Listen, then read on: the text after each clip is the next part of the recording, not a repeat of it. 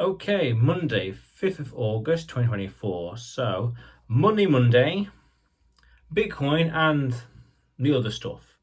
Sharing smart stuff men should know. So, HODling, Bitcoin HODling, what you need to know.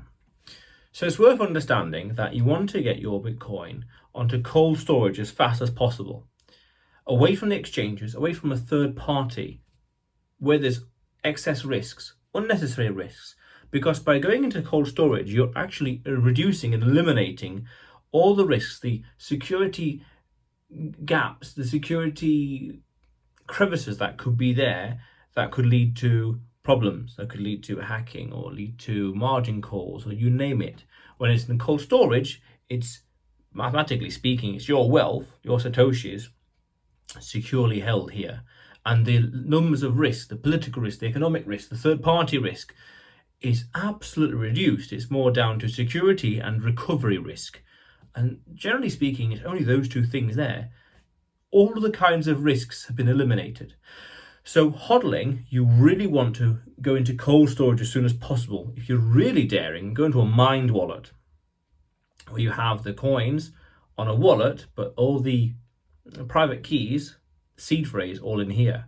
Not risky, not advised, but maximum security, because security is also a spectrum between secure, keeping it locked and safe, password and two out of three signatures, multi-sig, that's it, or security and recoverability. How easy can you get access to these coins in general? How easy can you add to the coins and add to that bag? How easy can you stack more sats, basically? So you need to get to cold storage as soon as possible. Very important, minimizing the risks. If something happens with an exchange, it doesn't matter. Why? Because you're not using it, not exposed to it. Therefore, minimal risks. That's very important. And that goes in tangent with cold storage, goes in tangent with understanding and studying Bitcoin, the first principles, the technology behind it, what it means, the philosophy, even the tech, the code even, and beyond. By understanding it more, it's a nice little vicious positive feedback loop. You understand it more, the more you're willing and able and tenacious, so to speak, to have more Satoshis. And then also, as you understand it more, you realize the value and the importance of cold storage. You understand more why you should be protecting this. I did a video about this as well a few weeks or months ago about study Bitcoin as though your life depends on it. Very true. Because when we talk about the technology behind it, the longevity behind it, you're basically saving for your future. And there's a nice meme in the Bitcoin space that talks about you're not HODling for your first name, you're HODling for your second name, for your family, for the next generations. Powerful stuff. So cold storage and learn about the principles. But also, interestingly, HODling is basically do nothing. Doing nothing. Just put it in cold storage, into a wallet in some place, some kind of wallet. Easy to access, easy to be recovered, easy to add more Satoshis to it on a basis however you define. Doing nothing, HODling, is both the easiest thing ever, because physically it's just doing nothing, but it's the hardest thing ever, mentally. Just do nothing. Just do nothing. Don't think, don't act, just do nothing and just wait and watch. HODL. Hold on to dear life. Just keep going. Fair enough.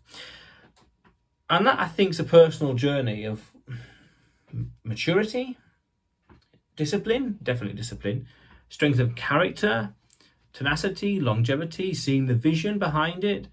The bigger the reason, if your desire to HODL and the longer time horizon you take, the easier it'll be to HODL in general. Powerful stuff. And if you look at things like the 200-week, 4-year moving average, and you look at where the price goes over the years, and in this case, decade now, not decades, because we're not there yet, it just gets easier and easier because the maths, the chart is when in doubt, zoom out. And you see the chart pattern, the price action, you realize that actually the maths is right there, so to speak. The moving average, the realized price, the logarithmic chart. Just HODL, just wait. Fair enough. Easy physically, but difficult mentally. And that's our own personal battle, our own personal journey in here, heart, mind, and soul. Here, and here, heart, mind, and soul. Very good. And I think the sooner you get over that hurdle, in sense of hodling, the better. The easier it'll be to hodl indefinitely. Fair enough. Now, other thing that's incredibly important to understand, and this kind of backs up the cold storage thing and the key principles, is a nice little meme here in the space. Not your keys, not your coins. There is a bit of an important day in January. I forgot the exact date. I really forgot the date completely. January something, which is not your keys, not your coins day. It's take your Bitcoin off exchanges day. The idea is that if you can't have access or don't have access to the keys, the private keys for the Bitcoin wallet, wherever it is held, then you don't truly own those coins. It could be held on an exchange, and you can see it on the screen when you log in. Fair enough, but that could be visual chicanery, an illusion. Anyone can put numbers on a screen. When you try to withdraw it, you hold the keys in a mined wallet or elsewhere that can be easily recovered. Never online, never a picture online. Very important. It's about risk. Why have that? If there's a 1% chance and a 0% chance of your keys being online and being stolen, 0% chance, well, 1% chance, okay, fair enough, but a 0% chance is much better, all things being equal. How would you do that? Never put it online. Turn the camera off. Never say them out loud when you're writing them down or you're sorting out the wallets. Fair enough. So not your keys, not your coins. If you can't access those keys, meaning those coins are never truly, no matter how things may visually appear, never truly yours. You don't own them. A third party has got them for you. So that's worth understanding. Not your keys, not your coins. And there's a day, I want to say January, where everyone's encouraged, the Bitcoin space, to withdraw their keys, draw their coins from the exchange and put them in self-storage. If not at least to test, to see actually if the exchanges really do have your coins. That's important, but also as a stress test for them in general. But as a principle, to go into self-storage, that's fundamental. That's fundamental really, to hodling and to securing your wealth, securing your savings, securing your time. By buying Bitcoin, you're storing your time as well into this. You're mining fiat and you're putting it into Bitcoin over here. You want to protect that. If you're spending hours and hours and hours learning about Bitcoin and you put dozens and dozens and dozens of pounds and dollars into Bitcoin, the more the merrier of each. Your level of security has to be just as equally secure as well. Because the more in terms of dollars and pound value it is, your level of security has to increase as well. As a principle, you could say, when Bitcoin is $1 million, euros, pounds, is my current level of security adequate to hold this much amount of money? Yes, no, maybe. And there's always ways to improve things, always more things to do. Multi-sig, for example, keeping it purely offline, airtight. So there's the way to access the wallet is offline only. Offline only, no internet connection. What does that mean? It's about reducing risk. The fewer risks there are, the better. More peace of mind you have. Peace of mind being the name of the game. Very nice. And we want to reduce these risks, hodl as much as possible. Yeah, the better. Yeah, overall, just the better. Because it's securing it for the long term. Powerful stuff. Very important. And yeah, not your keys, not your coin.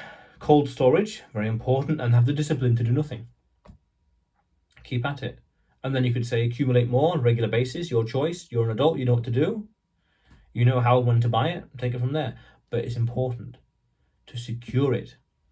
The more secure it is, the easier it'll be to survive for the long term in terms of hodling for 3, 5, 10. How many years do you want to wait?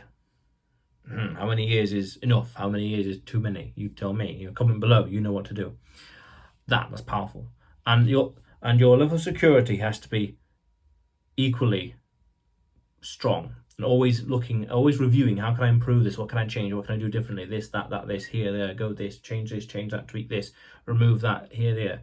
Eliminating risk. Because interestingly, ironically, Bitcoin seems to be the case that Bitcoin is the asset with the fewest risks possible, the fewest risks around. in terms of political, social, monetary, fiscal, legal, you name it. Actually, it's the least riskiest thing. And then you want to pick your risk going further and deeper. Do you want the volatility risk, or do you want the security risk? And the security risk is much more under your control, things you can control manually, in your hands.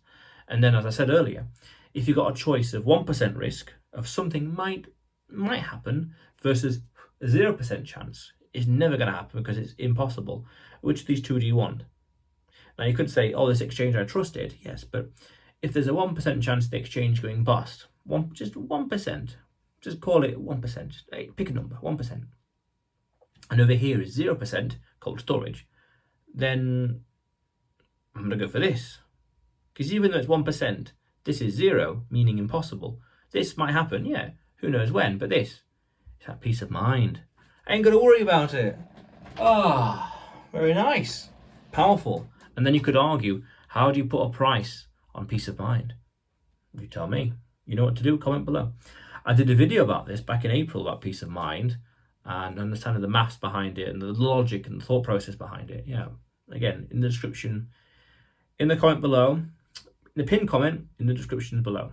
Yes, but understand this. He with the longest time horizon wins. I did a video about that as well, actually. And we want to be thinking as long as possible in terms of Bitcoin for different reasons. HODL, security, entropy, whatever else, and halving epochs, whatever else. Next generation, inheritance, real estate, estate planning, whatever else. And so we want to maximize our security. The more valuable it is in terms of dollars, pounds, and euros, and the more satoshis we have, the level of security has to be always greater as well. Again, if Bitcoin were €1 million, dollars, or pound today, is the current security setup I have sufficient to protect my wealth? Nice rule of thumb. And only you know best to answer that. You know what you're doing. Fair enough. But otherwise, Money Monday, Bitcoin, and other stuff. Sharing smart ideas men should know. You will see me tomorrow.